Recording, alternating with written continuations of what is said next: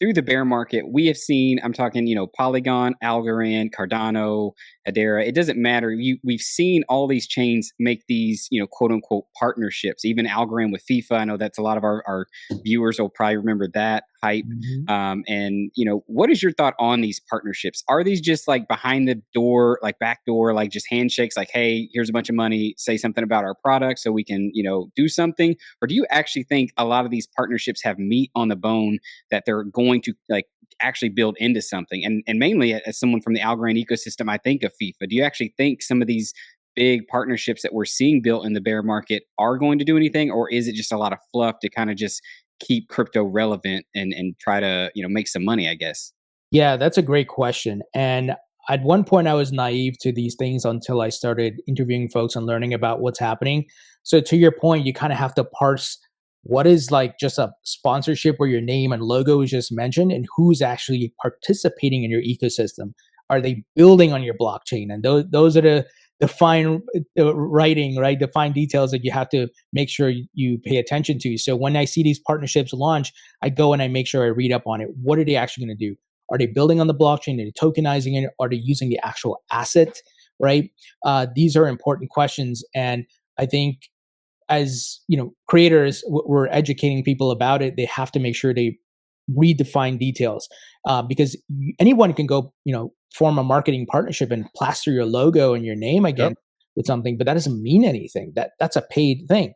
And I also know, to your point, certain projects, which I don't think this is necessarily wrong, they do pay some folks to come in and build on their blockchain to say, hey, come test it out, see if you like it. There is that element and layer, which once again, I don't think that's necessarily wrong because it could, maybe you, for example, Hedera, I'm just using as an example, they have a whole bunch of big enterprises in their governing council.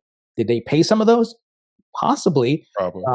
But if they're still there and building, that's a good sign, and that's where you got to parse through the details. Yeah, so because I want to add to that, the partnership thing does get very interesting. So it brings up another point.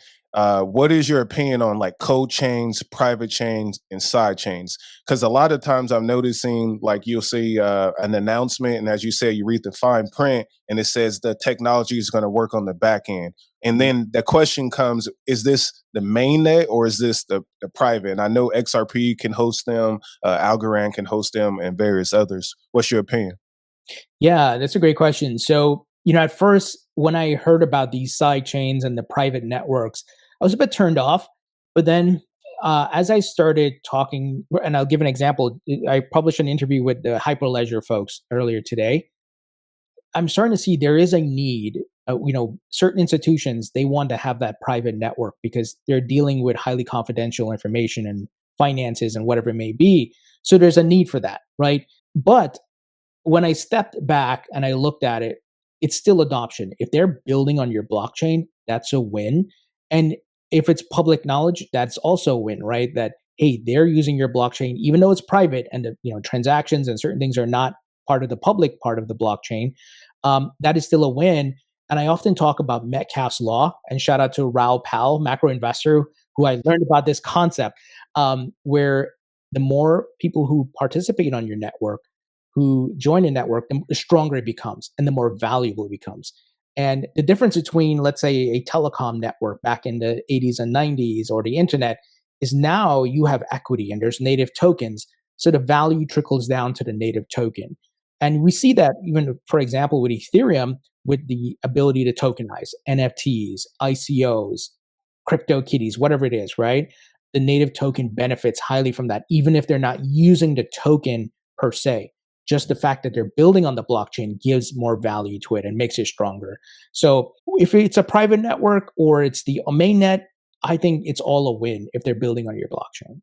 You just watched a clip from episode 69 of The Next Block. If you enjoyed this clip, smash that thumbs up button and subscribe to the channel. To catch the entire episode, check out the video description down below for a link to that live episode, as well as links to our sponsors and our Algorand donation wallet.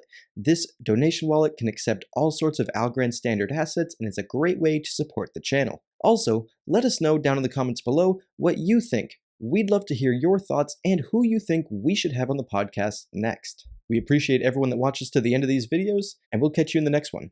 Thanks.